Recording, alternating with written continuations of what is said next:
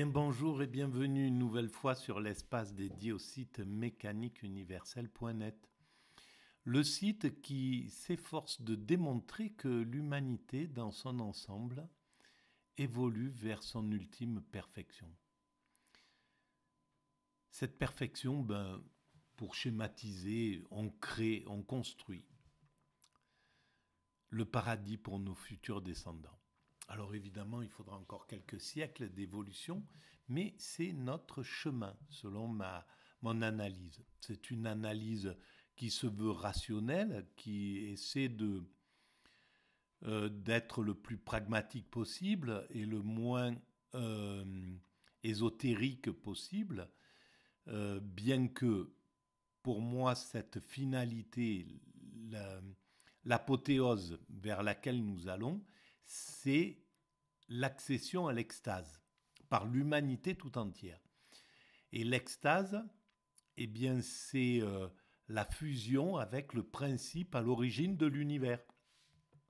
Ce principe qui a créé un univers, qui a mis en œuvre cet univers, un univers complètement étrange qui, juste par le fait déjà qu'il y ait la possibilité de la vie, et que dans cette vie, il y ait l'amour tel qu'on le conçoit, qui existe aussi chez les animaux, etc., mais que l'homme peut conduire, amener à cette perfection qui est l'extase. C'est le sommet de l'amour.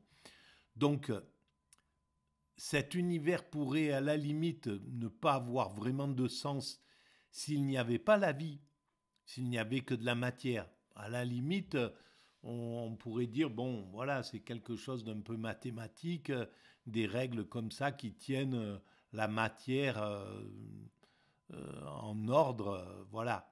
Mais rien que le fait qu'il y ait l'amour, c'est extraordinaire, quoi. Voilà. Donc ça, c'est la finalité. Alors, pour démontrer cette théorie, je m'appuie parfois sur des audios que j'écoute et tout. Et ça m'entraîne sur un peu tous les sujets. Et là, c'était l'émission avec philosophie qui était consacrée en janvier 2024 à l'idée, c'était le... Voilà. Alors, pardon, je ne suis pas sur le bon truc. Voilà. C'est les ressorts de la vengeance. En fait, c'était jeudi 27 février 2025 qu'il a été, que cette vidéo a été faite. La série, c'est les ressorts de la vengeance, l'épisode 4, à quoi bon se venger, et qui est consacré à Hegel et à Nietzsche. Et donc, c'est une réflexion autour de ces deux philosophes, comment ils conçoivent l'idée de la vengeance. C'est la deuxième vidéo, et pour moi, justement, je collabore à l'idée de Hegel et de Nietzsche pour penser que la vengeance est quelque chose que l'humanité, progressivement, est en train d'étouffer, d'anéantir. Alors déjà, les lois empêchent la vengeance de se pratiquer, donc c'est un progrès inouï dans l'évolution de l'humanité. Et puis, c'est même... les religions ont déjà parlé de ça. Le christianisme venait en contradiction avec l'idée de la vengeance. Alors je lance l'audio et je commente éventuellement. Au pas de porte de son ennemi, et puis c'est toute la maison qui prend en feu. Voilà, et donc c'est une des premières difficultés avec la vengeance, c'est cette contradiction des effets. C'est son excès. J'ai dit radicalité, mais au fond, c'est plutôt ça, c'est excès. C'est naturel, Lucie Le Breton, que la souffrance d'une agression, quelle qu'elle soit, est toujours quelque chose de démesuré. C'est pas réparable. La justice se charge parfois de réparer, mais sur le plan des affects, il y a une blessure qui ne peut pas immédiatement, ni sans doute totalement... Voilà, alors, immédiatement, oui. Sans doute totalement cicatrisé, non, pour certains. Et c'est le pardon qui permet de cicatriser. Et on le retrouve dans... Il y a beaucoup de cas où des parents, même aux États-Unis, on a vu des émissions comme ça, aux États-Unis, des parents qui ont vécu un drame terrible, le meurtre d'un de leurs enfants, et qui rentrent en relation avec le meurtrier, lui pardonne et le libère de cette chose-là, et à partir du moment où le meurtrier est capable aussi de faire un mea culpa bien plus grand que ce qu'on peut imaginer en même temps, à la hauteur du courage qu'il faut à ses parents pour pouvoir aller là-dedans. Donc, c'est possible. Voilà, de ne pas pouvoir le faire, à mon avis, c'est une souffrance, si on ne peut pas pardonner. Voilà. Cicatriser, d'où l'excès que constitue la vengeance toujours. Alors effectivement, Nietzsche explique que la vengeance, c'est quelque chose qui est généré par la souffrance, et c'est un effort, c'est une tentative d'étourdir sa souffrance en faisant souffrir l'autre.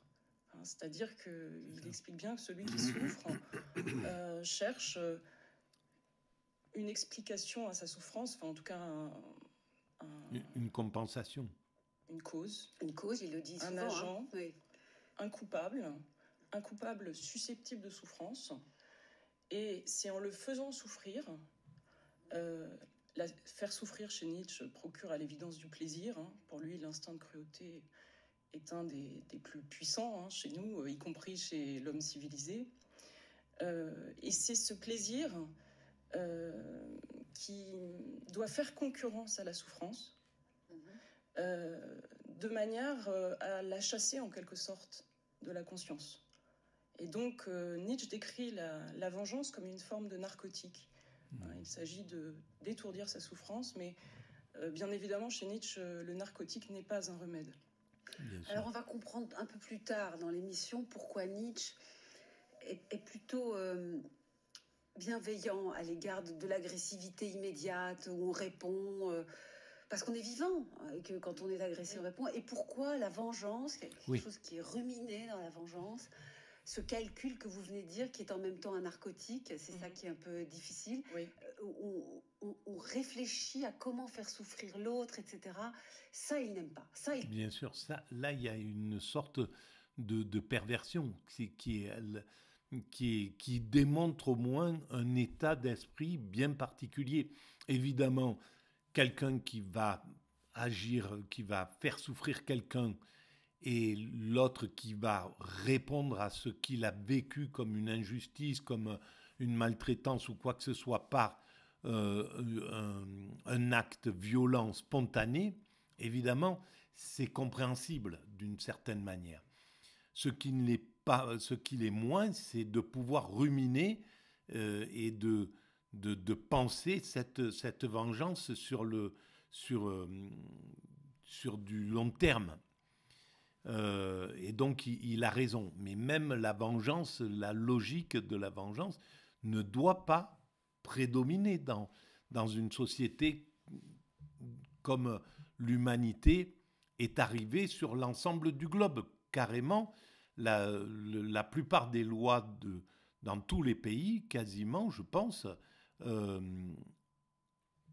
interdisent l'idée de la vengeance, puisqu'il y a des lois qui doivent punir le coupable. Et donc, ce n'est pas à la victime ou à quelqu'un qui est lié à la victime de faire vengeance, de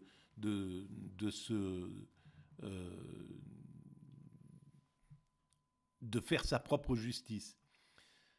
Et donc, à mon avis, c'est valable sur l'ensemble de la planète. Donc l'humanité a atteint un degré incroyable. Et c'est pour ça que c'est complètement anachronique de voir que des médias soutiennent un petit peu cette idée de vengeance, d'une certaine manière, que le cinéma, et surtout le cinéma américain, le cinéma d'Hollywood, a pu soutenir l'idée d'une certaine vengeance, bien qu'à la fin, il y a toujours la loi qui doit prédominer. Mais enfin, il laisse se dérouler le fait que celui qui a été victime de quelque chose va vouloir malgré tout assouvir une sorte de vengeance. Et donc c'est pas assez cadré, carré l'interdit de la vengeance. Ces médias ont une responsabilité. Ils devraient à chaque fois même que quelqu'un s'exprime à la télévision en disant mais il mérite de souffrir, il mérite, si c'était moi, il irait pas en justice, je ferais ça, etc. Et qu'on laisse dérouler ce genre de choses. C'est une aberration. En réalité, on devrait arrêter là les personnes et leur dire non, je suis désolé, on est dans un état de droit. C'est pas comme ça que ça se. Vous pouvez pas exprimer ce type de choses comme si c'était une norme. C'est quelque chose qui est illégal. Voilà. Il trouve que ça n'a rien à voir avec la vitalité de l'agressivité qui répond effectivement quand on est soi-même agressé. C'est-à-dire que quand Nietzsche parle de la vengeance, il faut vraiment distinguer deux types de vengeance. Il y a la vengeance qui réagit, effectivement, et celle-là, Nietzsche ne la juge pas de manière excessivement négative. Dans certains cas, il considère que c'est une réaction finalement assez saine. Il parle même dans certains ouvrages d'une aptitude à la vengeance, comme si c'était quelque chose d'estimable. En revanche, la vengeance, qui est pour lui proprement la vengeance, c'est ce qu'il appelle le ressentiment, et qui est une vengeance impuissante, rentrée.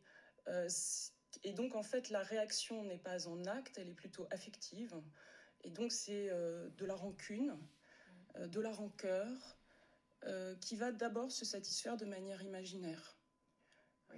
Si on veut avoir un exemple de vengeance imaginaire, il faut regarder les pages de la première dissertation de la généalogie de la morale, où il cite longuement Tertullien, qui se délecte d'imaginer toutes les grandes figures du monde antique brûlant dans les flammes de l'enfer. Ça, les pères de l'Église, c'est à peu près l'exemple type de l'homme du ressentiment. Mais c'est pas que... On le retrouve absolument... On le retrouve dans toutes les religions, globalement. Ce désir de vengeance, c'est pas... voilà, c'est pas lié au christianisme ou quoi que ce soit. Au contraire, peut-être... Oui, alors, il y a le christianisme, il est à part des chrétiens, des doctes chrétiens, qui ont imposé un système d'ailleurs pervers complètement, par exemple la torture ou des choses qui sont complètement, que le Christ aurait comme vraiment rejeté, mais totalement. Donc ça, c'est de la perversion d'un système. Mais c'est global, c'est général. Prototype. Après les rabbins, comme il a dit, il y avait eu Jésus qui a été quelque chose de lumineux. Voilà. Et puis Paul qui a remis une logique de prêtre et de rabbin, dit-il. Nous expliquerons tout cela. Je voudrais qu'on commence par Hegel, notamment pour des raisons chronologiques. Hegel, son problème, Claire Pagès, c'est vraiment la justice. Et donc, c'est vraiment, de son point de vue, la rationalité. C'est un problème qui n'est pas du tout au cœur de la réflexion de Nietzsche. Tout à fait, oui. Mais il y croit que la justice peut vraiment actualiser une rationalité. Oui, et c'est ce qui m'intéresse beaucoup dans la manière dont Hegel parle de la vengeance, c'est que ça n'est absolument pas une critique morale de la vengeance. Ce que Hegel met en avant, c'est la dimension contradictoire de cette manière de répondre à la négation du droit.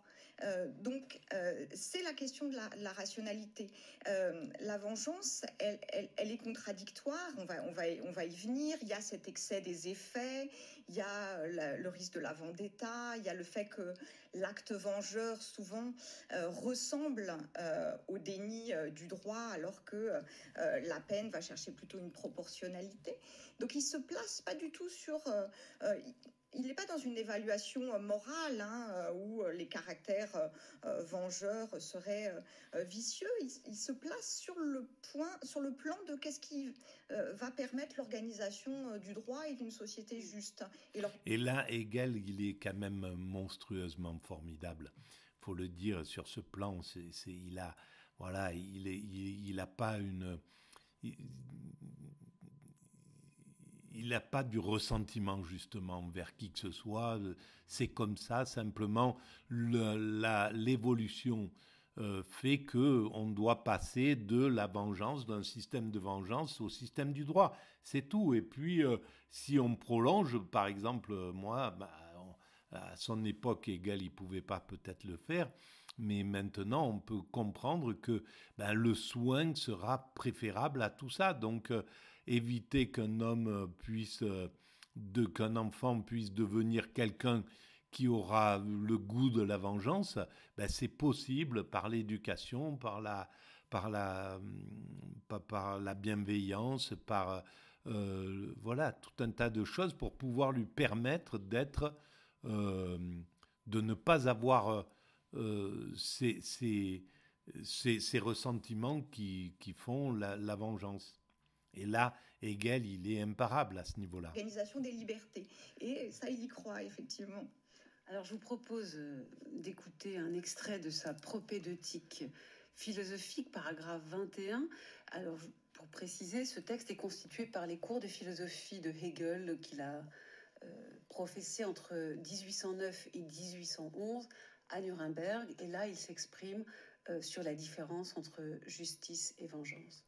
Voilà, on va arrêter là pour cette vidéo et ça sera le travail de la prochaine vidéo. Voilà, je vous remercie de votre écoute. Si vous pensez qu'il y a un peu d'intérêt à ces vidéos, vous pouvez mettre des pouces, vous pouvez vous abonner, vous pouvez envoyer le lien à vos amis, vous pouvez établir des liens avec votre propre site, vous pouvez participer, il suffit de me contacter si vous avez envie de participer d'une manière ou d'une autre, c'est avec plaisir. Et puis, vous pouvez aussi participer. Il y a maintenant une petite cagnotte qui est sous les vidéos. En règle générale, vous pouvez aller regarder ça. Et puis, voilà. Et aller visiter le site mécaniqueuniverselle.net où je démontre cette théorie depuis 25 ans maintenant. Merci de votre écoute, de votre bienveillance et je vous dis à très bientôt.